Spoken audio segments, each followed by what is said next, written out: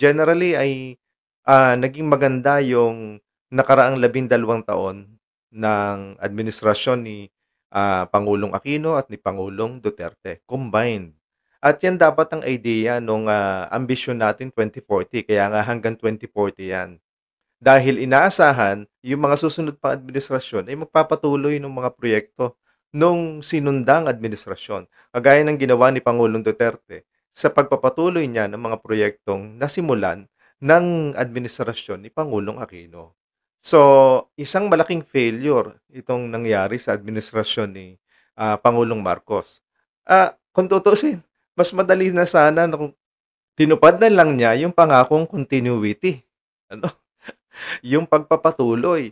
Dahil nagsimula siya ng isang napakataas na political capital na ito naman ay pamana sa kanya ng administrasyon ng Pangulong Duterte. Dahil sa totoo lang naman, hindi naman siya mananalo kung hindi dahil sa mga Duterte o sa tinatawag ng mga tao na DDS voters. Eh, hindi ba mas madali na lang sana na ang ginawa ng Pangulong Marcos ay pinagpatuloy na lang yung mga nasimulan ni Pangulong Duterte, pero hindi, eh. Sa nakaraang 3 taon nakita natin yung, napakaraming ipinahinto ng mga proyekto at napakaraming mga pondo na itinransfer mula sa program patungo sa unprogrammed.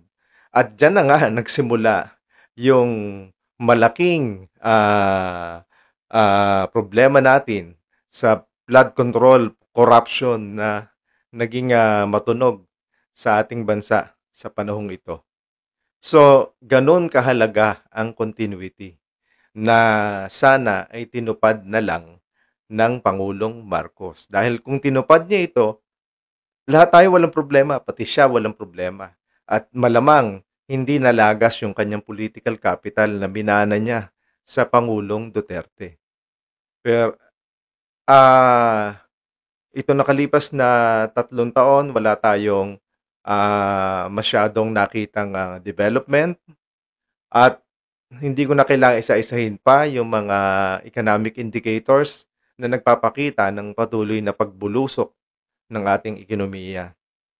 Dahil hindi naman ako ekonomista para talakayin ito. At ako naman ay nakikibasa din lang ng dyaryo ng mga bali-balita tungkol sa ating ekonomiya. Pero napakalinaw at ramdam na ramdam ng mga tao sa panahong ito kung gaano kahirap ang buhay, gaano kataas ang bilihin, ano, kung paanong yung halaga ng pera na ginagastos mo sa pang-grocery, ngayon kulang-kulang na. Hindi mo na